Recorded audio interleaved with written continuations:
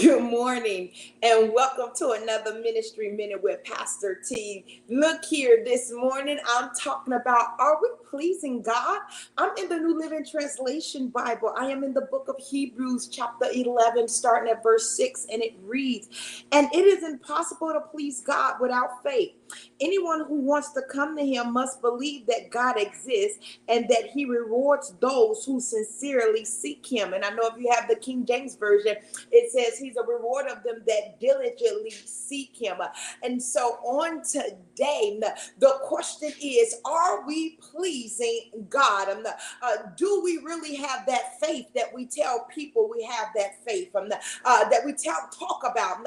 And so here it is. The Bible is letting us know without faith, it's impossible to please God. We can't just say we have faith and then we find ourselves in trials and tribulations, and then we start acting like God is not who he say he is, and we start acting like that we can't get a prayer through, and we start running around telling everybody, pray for me, instead of doing what we've been doing before we got into these situations and circumstances, and that was calling out to God for ourselves. The Bible declares we got to believe that God exists and that he rewards them that diligently seek him. And so on today, if you find yourself going through, you seek God for yourself. Don't let nobody else get your reward for seeking God on your behalf. He said he'll reward them that diligently seek him. And so the question is again, are we pleasing God?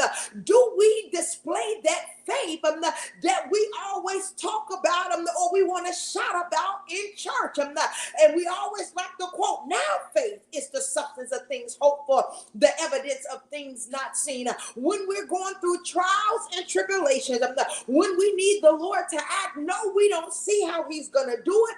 And many times we don't even see how a way is going to be made.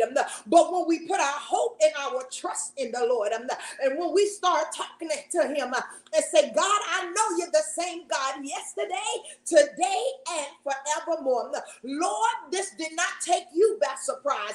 Lord, this ain't the first trial I found myself in. Lord, this ain't the first time I needed to call on you.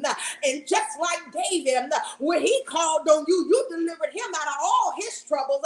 And so, God, I'm going to call on you, and I'm going to trust and believe you're going to deliver me out of all my troubles. Why? Because for one, I know you're a God that cannot lie. I know that you're a God that sits high and your arm is not short that it can't save. And so I'm going to trust and believe and depend on you. Lord, I know you didn't bring me this far to leave me. It don't feel good while I'm in this test and in this trial, but I'm going to trust in you, oh God. My faith is in you. It's not in my friends, not in my mama, not in nobody else, but in you on today. And so on today, people of God, we got to check ourselves and see if we are pleasing to God. Do we lack faith because we're going through? Do we just say we have faith because it sounds good to other people? God knows the intents of our heart. He knows if we have faith or not. And if you're going through on today, he's testing you on that faith you keep saying that you have. So please God on today and acknowledge him and have faith, trust, and belief in him. Amen. God bless you. I hope you've enjoyed this ministry minute. And if it be the Lord's will, I'll be back on tomorrow. Have yourself a great day.